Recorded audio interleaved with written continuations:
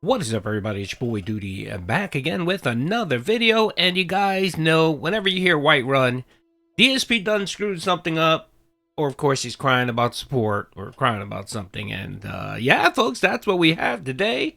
Again, it's your boy Doody. That's right, watching the daily rap video. And our boy Phil is cycling. He's spiraling yet again. That's right, low support, low viewership. I believe he missed the goal twice in the last two of the last three streams, and I'm not sure how he did in Rimworld last night, but I know he was already talking about wage quitting Rimworld because viewership support, it's just not hitting for Phil. And it looks like we're probably going to be getting two wage quits pretty soon. Slay the Spiral 2 and Rimworld, or as Phil likes to call it, Rim Job. That's right. So we got a nice long daily wrap. I mean, it was 14 minutes long. We're gonna bounce around, skip around. Big ups to Sunny 3.0 for putting this out there for Doody and all the other detractors. So let's check it out. Good evening, everyone. Phil here, and welcome to the Daily Wrap for what was Wednesday, the 18th of March. I have to say March because I accidentally titled the stream May earlier today. 2026. How y'all doing? Welcome to the show. Welcome to the recap. Let's talk about what went down today. Today was interesting because unlike yesterday, which was a full day of stress learning a new character in Street Fighter 6, today very much was a little different, a more laid-back day of playing two very interactive and relaxing games. We started off today with a DSP morning show, and the show was very chill. What did we talk about? Well, obviously we talked about how Street Fighter went yesterday and what I feel about Street Fighter 6 in the modern era. How basically the casual play is great and the ranked play sucks. Like, just being honest, the casual play yesterday was fun, and the moment I went to ranked, all the connections got worse, and it just didn't feel fun to play anymore because it was not a good connection or experience. We talked about many other things as well. In general, it was about an hour of just hanging out and having... Okay, and I think I've repeated this multiple times. That's pure nonsense. That is pure nonsense. Capcom uses the same servers. It doesn't segment rank server, servers for rank play versus servers for casual play. No. The reason why you do semi-decent and casual is because it's mostly noobs and scrubs there. Okay, Phil, let's just be honest. All right? That's the only reason. And when you go into rank, you're talking about people who play this game nonstop, that have mains that they like to use. And every single time you go in there, you get stomped, curb stomped. And that's what happened with when you were playing with Alex. How many mirror matches did you lose? So you couldn't blame the fact that the person had a top tier character. You guys had the same exact character. And of course, he moved on to excuses of lag. There is no lag. I went back and looked at the gameplay. Zero lag for any of the playthrough. Once in a blue moon, there may have been a little blip where it lagged a little bit, but it wasn't the whole match, okay? You're just not good, Phil, okay? You're a mid-tier player, okay? Very similar to the characters you like to play. You're just like them. You're just mid-tier, and you need to accept it and be okay with it. I mean, you're the one that screams when people talk about your gameplay and you say it doesn't matter because you're not competing. It's just casual fun, right? Right, Phil? So why do you have to make a stink about it? And again, he went on for about 20 minutes ranting and raving about Street Fighter Capcom. Let's just be honest. It was just that support was slow for that second stream where he only made $70. Only reason why he bitched and complained about it. If he would have made $150, it would have been great. He would have probably done another Street Fighter stream on Friday night for Jack Raxter. And apparently that's what upset him too. Jack Raxter couldn't come out for that day of Street Fighter and drop $100. Nope, he was too busy driving his bus or whatever it was that he does for a living. All right, so let's keep going. Having a good time. And then we jumped into Slay the Spire 2. How did Slay the Spire 2 do this time around? This was stream number 4 of the game. Unlike the first stream, which did well, the last 3 streams sadly just aren't doing great, but they're not doing terrible. So what does that mean? Attendance was decent. All right, not great, but not horrible. All right.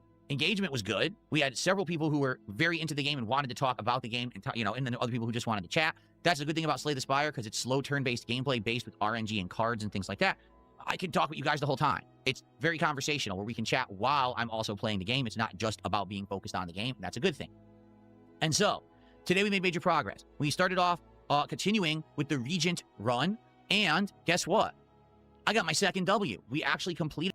Let me stop you here real quick before I forget this point. He likes to say that this game, it allows for chill conversation fun. It's not really about the game. It's more about interacting with his viewers, right? So you're going to complain right now that no one is supporting the stream, watching the stream. So doesn't that mean you're just not entertaining? Could that be it? I mean, if the focus of the stream, or the content really is you and the interaction between you and your dents, and if they're not supporting, then ergo, the assumption is that not that the game is bad, but maybe you're bad. Or you're not interesting. Or maybe, just maybe, people, are tired of asking you for the 1,000th time, what did you eat for dinner? About your workout routine, about, are you drinking coffee? Whatever. It's the same, like, 20 questions everyone asks you.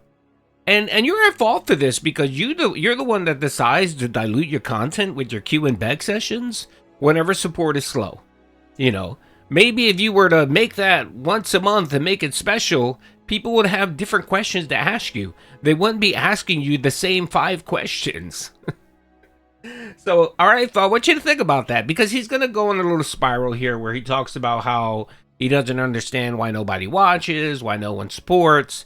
And of course, ultimately, we're heading to a wage quit here. This is him just laying the groundwork for a wage quit. And I have a feeling we may see one more playthrough of this, but it might be a night stream. And then, of course, it's going to get sent to Bandworld. That and Rimworld. So I just wanted to put that out there before I forget my point. Did a run with the Regent on the very first try. And unlike when I finished with Ironclad, the Regent was randomized, meaning when you do Ironclad, the very first character, apparently the game holds your hand and gives you very good things right from the get-go as a way to give you like a crutch. But when I did the Regent, I didn't get that. So this time I didn't have the green bird to help me. I was basically doing a first-time deck build. And the fact that I beat it on the first try, pretty awesome. So I had a great time. And then we jumped into the next character, which I think is called, is it the Necroid or Necdroid? It's basically a necromancer who has a like demon hand as a minion or a pet that you actually use in combat. It's pretty unique. Very different build yet again, even from the Regent and the other ones previous. I was enjoying it. However, I will argue that it is probably one of the harder characters to use. I went for a build that was focused on, what was it? It wasn't Doom. Doom was my second attempt. It was based on this weird, like, soul mechanic where you get cards that are soul cards, and when you cast them, or when you use them, you can either have them deal damage or put health on your minion. Again, Phil, no one cares. Why do you need to build? This is supposed to be a recap of what you did.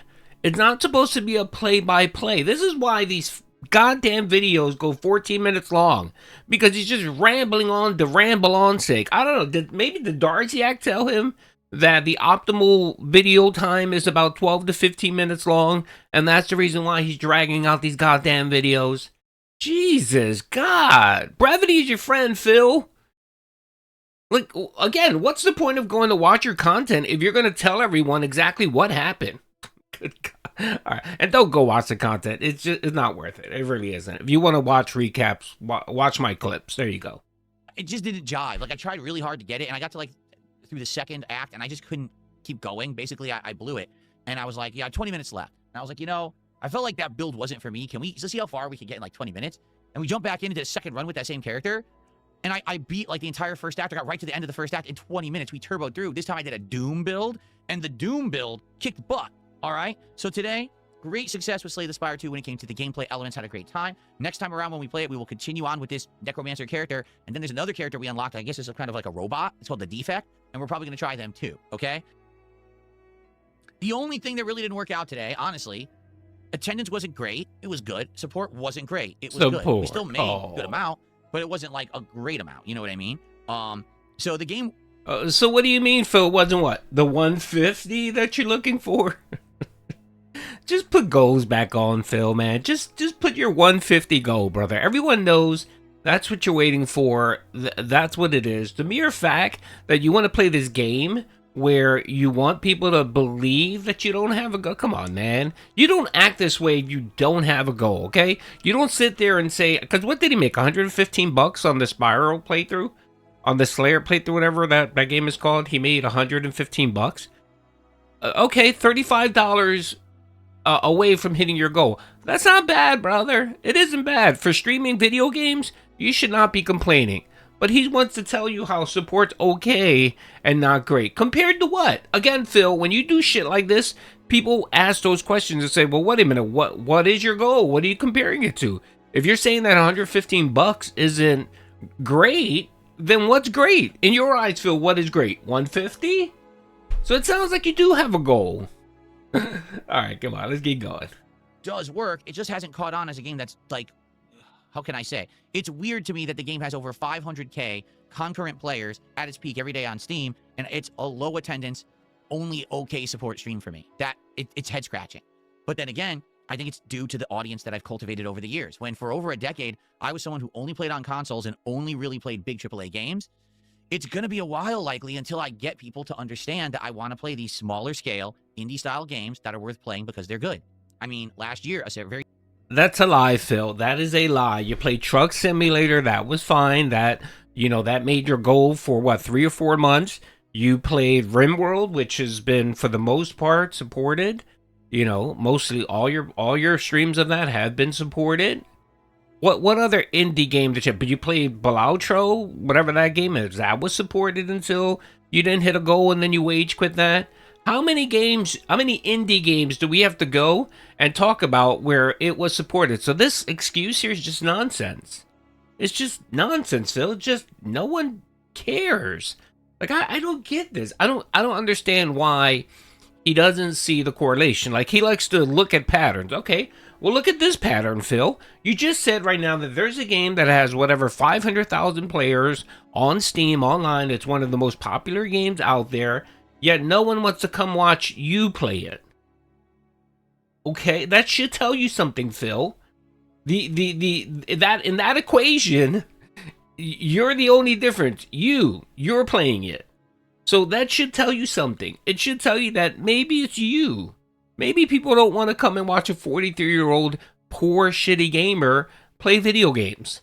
And maybe that's why you get 100 people watching your content. And by the way, that Spire, he had like 150 watching that. And then Rimworld last night, he barely cracked 125 people. But that's most of his streams, by the way. Every once in a while, he'll get 200, 250 people to watch. Most of it is detractors and LARPers. And then as soon as he starts playing it, it just dips. People just leave. I think most people come around now for the podcast or the morning show to watch a crash out. And then if they don't really get a crash out, or if they get a crash out, they just move on. They go watch something else. I would love to see his analytics and to watch his watch time on his streams. That's really what I want to see. If I can see anything in Phil's YouTube studio, is I want to see watch time for his streams. I bet you any amount of money, his watch time is probably less than 20 minutes. Because I know for my podcast, when I do podcast, I do on average 2.5 hours of my podcast. On average, my viewership is 48 minutes, which is pretty good. That's pretty good. That means I retain, on average, people for 48 minutes. That's pretty decent for a 2.5 hour podcast. I guarantee you, Phil's must be 25 minutes, max. 25 minutes on average. And that's pretty bad, being the amount of people that watch. If you average that out, that's not a good average. It isn't. Because it just goes that people come on to watch you crash out, and if they don't get to crash out, they just leave and go watch something else. I'm not gonna lie. Since it's been like about a year since I watch your podcast, clip it, and then I bounce. I leave. I don't want to watch your gameplay because it's terrible. And then normally someone says something that your gameplay that you crashed out or something like that. I'll go actually find where that happened and clip that. But sitting there for 3 hours to watch you play games shitty? Nah, I'm not doing that. I'm not doing it. I'm sorry, Phil. I'm just not. You're not that interesting. You're boring as hell, man. And it's gotten worse. A similar thing happened with Blueprints, where it was an RNG-based roguelike game that was a puzzle exploration game, right? And man, it was hard to retain an audience that people would show up, engage, and support it. Just to be honest, it really was tough. And so, I really like the game, and I want to keep it in the rotation. But the question begs itself, should Slay the Spire 2 remain as daytime streams, or should we make it night streams?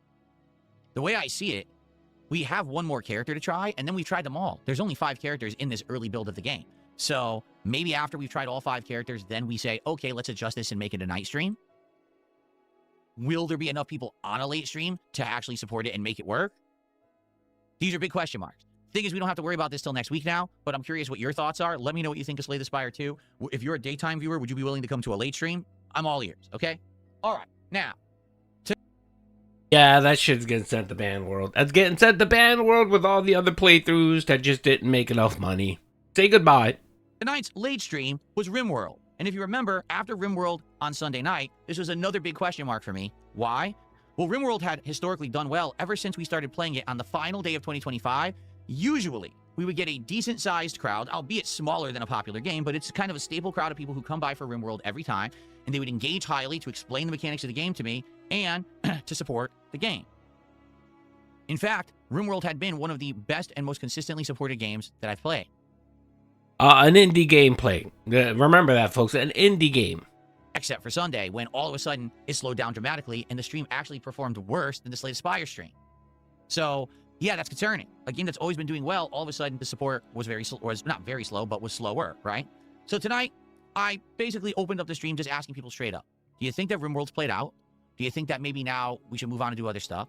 Or should we maybe do something different in Rimworld? Meaning, we're now over 30 hours into this group of survivors and they're doing well. Like, for example, they're researching the highest level research stuff. They're getting to the point now where we're going to be able to find the minerals and elements we need to do the highest level of crafting and development relatively easily. Then it means we're going to get much better weapons, much better armor, right? Everything that we need to survive.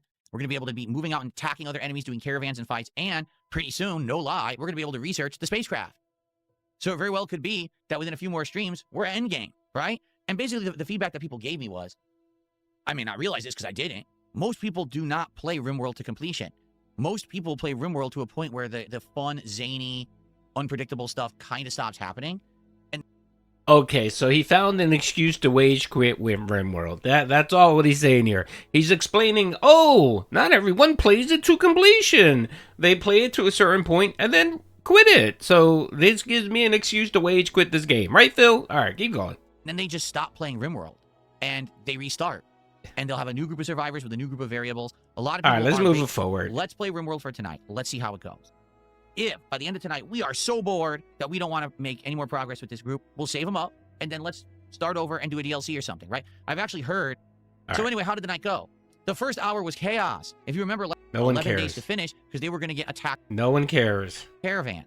So I don't want to spoil. Yeah, no one cares, Phil. More than those previous streams, okay? We were not in agreement. We didn't come to any kind of a determination if we're going to do DLCs yet. I think next time what we'll do is we'll boot it up, we'll start playing, make the right decision, and I hope that you'll come back tomorrow. All right, no one cares. Again, Doody tried to keep it under 15 minutes, but of course, oh my God, look at that look. Look at them eyes. Look at the eyes.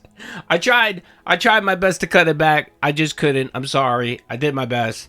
Anyway, I'm just going to end it. Hope you guys enjoyed the video. We're getting some wage quits coming up, folks. And yeah, anyway, peace out, everyone.